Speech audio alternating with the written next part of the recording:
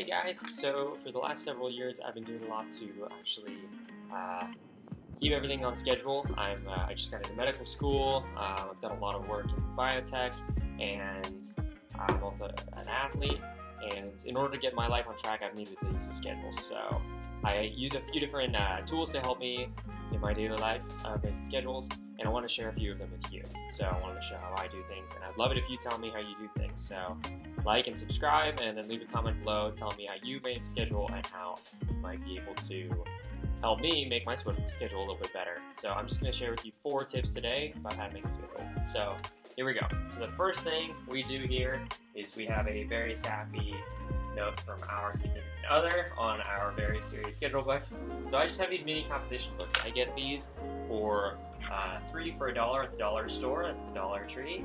So you can maybe go ahead and find those for yourself at some point. And then I just go ahead and write down the season.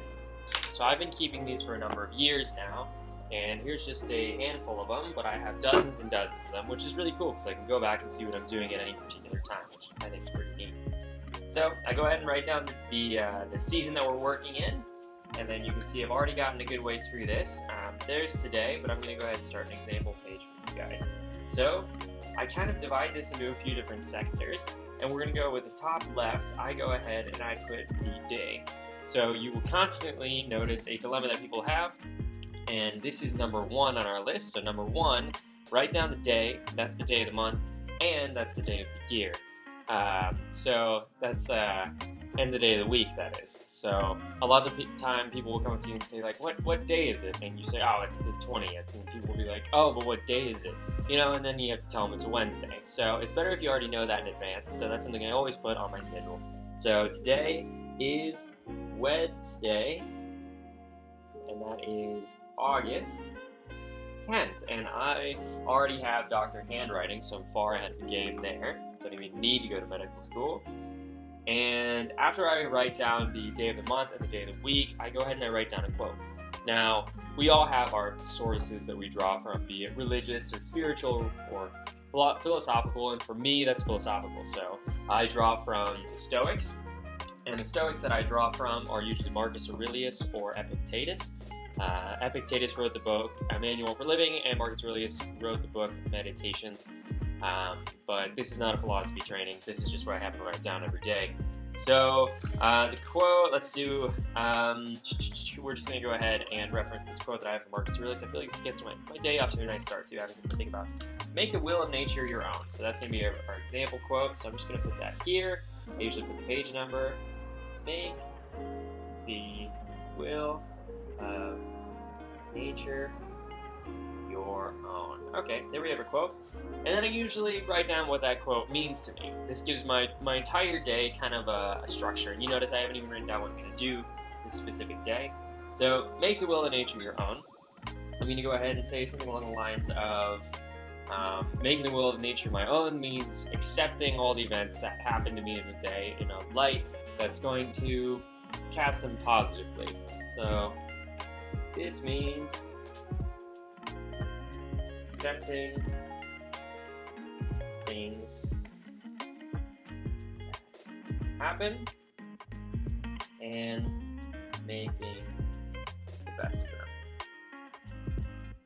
them. Something along those lines. So that's what that means to me. And then the next thing, simple enough, is going to be writing down what I need to do. So in this situation, I want you to not even for 1 second consider what is coming out of your mouth. Just write, right?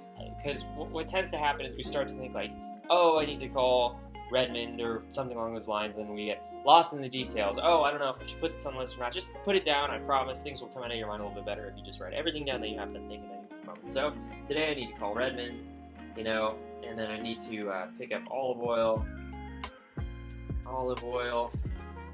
and also if you write things down multiple times, I do that too. So let me know in the comments below if you happen to do that. You'll write like go on a run, and then 3 things later, go on a run. I don't know if I'm just having deficiency, but so call Redmond, pick up olive oil, and let's say study Spanish, something along those lines.